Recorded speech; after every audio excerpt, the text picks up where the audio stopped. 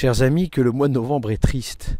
Il fait froid, il pleut, le ciel est couvert, la nuit tombe plus vite, le soleil se lève plus tard, et les dernières feuilles des arbres tombent, nous rappelant que nous allons irrémédiablement entrer dans l'hiver. Ce n'est sans doute pas pour rien d'ailleurs que l'Église a choisi ce mois de novembre pour faire mémoire des défunts. L'occasion pour nous d'aller visiter les cimetières, de nous souvenir de ceux que nous avons aimés, d'un père, d'une mère, d'un frère, d'une sœur, d'un proche, d'un ami, d'un grand-père, et bien souvent pour beaucoup d'entre nous une grand-mère que nous pleurons et dont l'amour inconditionnel nous manque. Le mois de novembre, c'est aussi l'occasion de nous rappeler que nous-mêmes, nous allons un jour mourir, et c'est une certitude.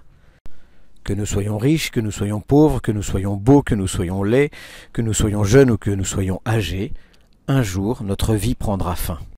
Et cette certitude nous fait peur. Elle nous fait peur aussi parce qu'elle nous rappelle notre propre solitude. On dort les uns contre les autres, on vit les uns avec les autres, dit Fabienne Thibault, mais au bout du compte, on se rend compte qu'on est toujours tout seul au monde. Elle nous fait peur aussi parce que nous ne la maîtrisons pas. Mors certa, dit un proverbe latin, et ora incerta. La mort est certaine, mais l'heure est incertaine.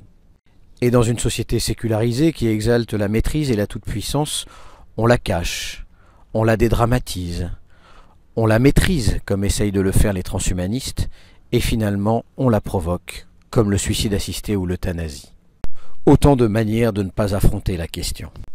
Parce que finalement, la mort est une question. La question ultime, la question fondamentale de notre existence. Qu'est-ce qui a le dernier mot? Est-ce que c'est la mort, le mal et la souffrance, ou est-ce que c'est la vie et l'amour? Et nous sentons bien qu'il y a quelque chose qui résiste de manière radicale à la question de la mort dans notre cœur. C'est l'amour. Nous croyons, nous espérons fondamentalement que l'amour est plus fort que tout. Et c'est ça la bonne nouvelle de l'Évangile. Que Dieu s'est fait homme, qu'il est mort, et qu'il a définitivement vaincu la mort.